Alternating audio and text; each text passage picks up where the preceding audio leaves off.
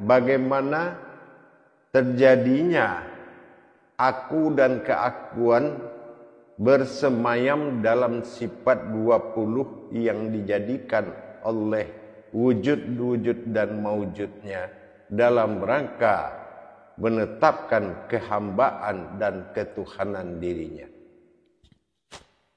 Kalau kita boleh berpikir dari mana asal usulnya terjadi sifat 20 tersebut. Kalau kita lihat dari sisi Jabariyah, 20 sifat dihitung dari 1 sampai 20 menjadi amaliyah, witir bagi amaliyah. Tetapi sebagai qadariyahnya kita lihat dari sisi ibadah, 20 ini dibagi kepada sifat kata Allahu Akbar dari ketuhanan dirinya sendiri dengan sifat salbiyahnya, nafsiyah dan ma'nawiyahnya. Dalam posisi kesempurnaan ketuhanan yang ditajalikan kepada sifat kehambaan, sehingga dijabarkannya sifat dan wujud tingkah lakunya di dalam kemaujudan terhadap umat yang berasmakan kepada Allah, tidaklah sekutu baginya apabila dia menjadikan kodrat mulai dari hayatnya, mulai dari aku sifat daripada sir, dan mulai daripada aku kodrat daripada zahirnya yang dikatakan sifat ada dan tiada, berhayat dan bersifat dan bertingkah kepada alam. Untuk itu kita akan melihat dan membedah di mana penempatan ada dan tiada dan keakuannya. Aku ada dan tiada, tiadalah aku ada melainkan adanya aku semata dalam hayatku sendiri. Ini akan kita terjemahkan kepada sifat 20. Jamaah para hadirin dan hadirat dimanapun berada, rahimakumullah. Sebagaimana kita lihat penyusunan dari kata pertama yaitu salbiyah. Salbiyah ini dalam hukum kalam ketuhanan disebut Allah atau zat atau Salbiyah ini dimulai bukan dari kidam tapi dimulai dari wujud. Kenapa Allah mulai dari wujud? Padahal dalam riwayat tajalli wujud awalnya kidam, maha dahulu. Tetapi kenapa di sifat 20 Allah tetapkan malah wujud yang awal? Ini menandakan aftar, sifat nyata bagi diri. Dimulai dengan wujud yaitu ada, artinya wujud. Wujud bersifat ada. Jadi mustahil tiada. Nah, mustahil tiada ini ada posisi kedua. Ya, mustahil tiada ada pada posisi kedua. Artinya dalam wujud Allah menempatkan ada dalam sifat itu, menyatakan mustahil tiada pada adanya aku. Ini namanya jatuh ke sifat aftar atau sifat nyata bagiku. Sifat ada dan tiada ini bukanlah sifat yang berbeda, tetapi sifat yang kekal. Mustahil tiada, adanya mustahil tiada. Mustahil tiada itu adalah ada. Artinya itu sudah bersifat kekal. Maka bako dijatuhkan yang ketiga. Siapa yang bako? Yang bako adalah ada dan tiada atau wujud dan kidam. Itu yang bako. Dalam hal ini dinyatakan oleh Allah di dalam perbuatan wujud atau ada, kidam atau tiada yang dikatakan kekal adanya, kekal tiadanya, maka dalam ini kita melihat perjalanan Jabariyah dari Salbiyah ini menuju mukhalifatuhu lil hawadis.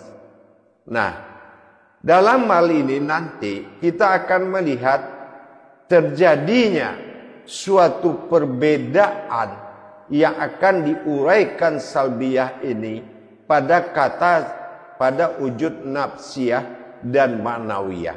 Jadi Salbiyah ini dia akan menguraikan keberadaan nafsiyah dan ma'nawiyahnya. Yang berkekalan ini yang bahkan Allah jadikan kodrat ini tidak ada yang menyerupai.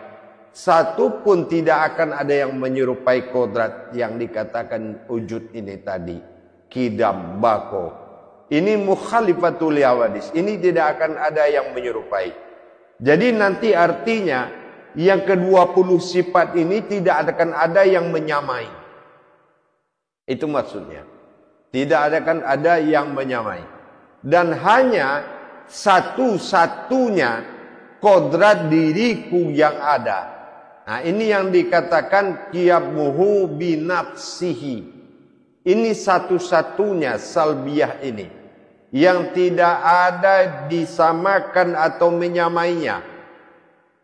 Nah, dengan tidak ada yang menyamainya, inilah satu-satunya nafsihi, suatu diri hayatku yang tidak ada menyerupai siapapun.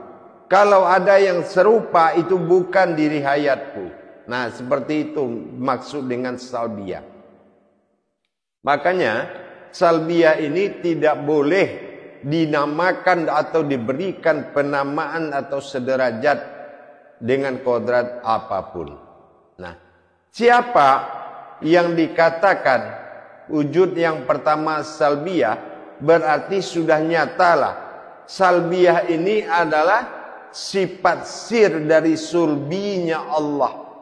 Ya, yaitu sulbinya Allah, satu-satunya makom rahasianya Allah yang terlihat, jatuhnya pada Allah, pada zat. Ya, Salbiyah maka kalamnya adalah Allah. Ini sifatnya nyata, sifat nyata, tapi wujudnya ada. Nah, siapa di balik ini yang menyatakan nyata tersebut? Inilah yang dikatakan hu, atau kita sebut dengan aku. Di sini aku berdiri sendiri, nafsiyah satu. Jadi tidak memiliki pendamping. Hu adalah nafsiyah. Arti nafsiyah ini diri yang ternapis dari manapun. Dia juga tidak bersekutu dengan siapapun. Nah, ini dikatakan ini hu. Nah, ini sifat hu ini dikodratkan kepada sifat tiada. Kalau ada sudah diambil sama wujud kepada Salbiyah. Nah, yang kedua hu, nafsiyah. Di nafsiyah ini terjadi kata aku, ya. Akunya di sini melihat kepada wujud ketiga, yaitu ma'nawiyah. Ma'nawiyah di sini adalah suatu sifat tajalli hayat, ya, atau dikatakan sifat sir, ya. Ada siri, ada sirhu, ada sirha. Di sini namanya sifat, yaitu al-haq.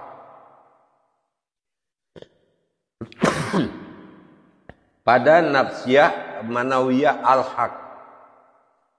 Al-haq pada manawiyah disebut dengan dua perkara.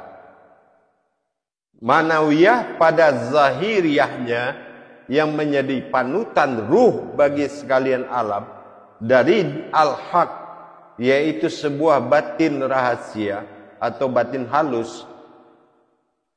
Ini terbagi kepada dua kodrat. manawiyah ini ada yang bersifat hakikat yang dikatakan dengan hayat. Hayat seperti basarnya basirun, samaknya samiun. Ya, jadi dengan adanya dua kodrat, kodrat iradat ilmu sama basar kalam hayat, ini tajali yang dilakukan dalam bentuk asma yang bersifat kepada alam. Sementara samiun, basirun, mutakhalimun, hayyun, khadirun sampai pada titik khadirun tadi dari 7 tajali al-haq ini dinamakan sifat atau hayat. Sementara yang berasma yang menerima hayat ini adalah wujud zahirnya sama basar kalam hayat, kodrat, iradat, ilmu yang pecah menjadi uluhiyah, ruh, haimiyata, ruh yang menerima hayat al-haqullah tadi. Ya, sementara al-haqullah adalah wujud dari sirhu, ya, dari rahasia atau hayat dari aku. Karena tajalli ini adalah tajaliku yang mewujud pada salbiyah.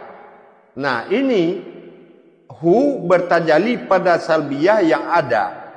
Jadi yang pada kidam yang tiada akan jatuh kepada hu. Nah, inilah. Jadi aku ada bersifat pada diriku dan bersifat aku pada sifatku sendiri.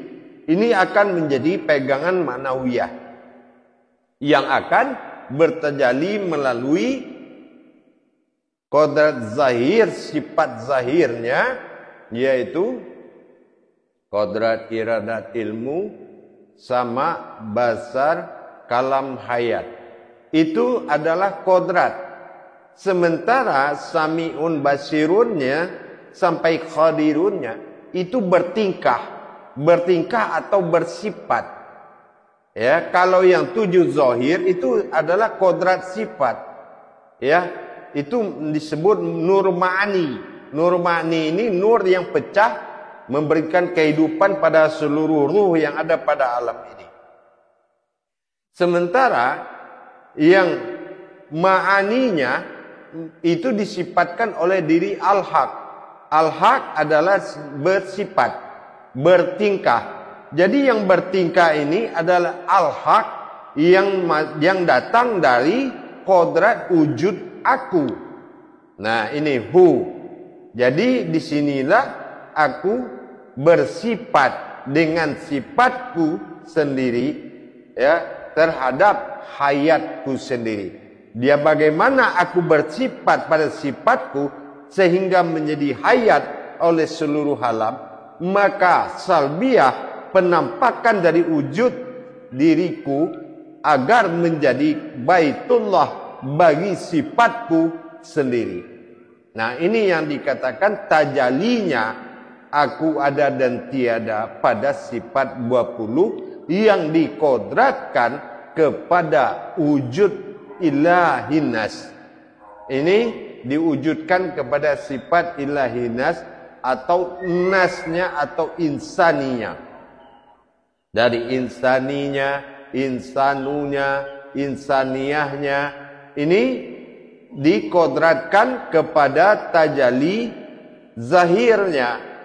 Ya, tajalli sifat pertama yang menjadi ma'ul hayat, kodrat iradat ilmu sama basar kalam hayat, itu sudah menjadi nur yang menghidupkan seluruh ruh yang ada di bumi dan di langit.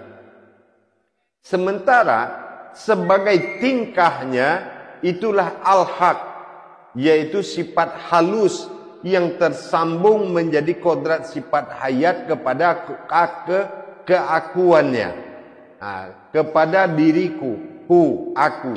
Jadi aku bersifat pada sifatku dengan kodratku sendiri asal biak.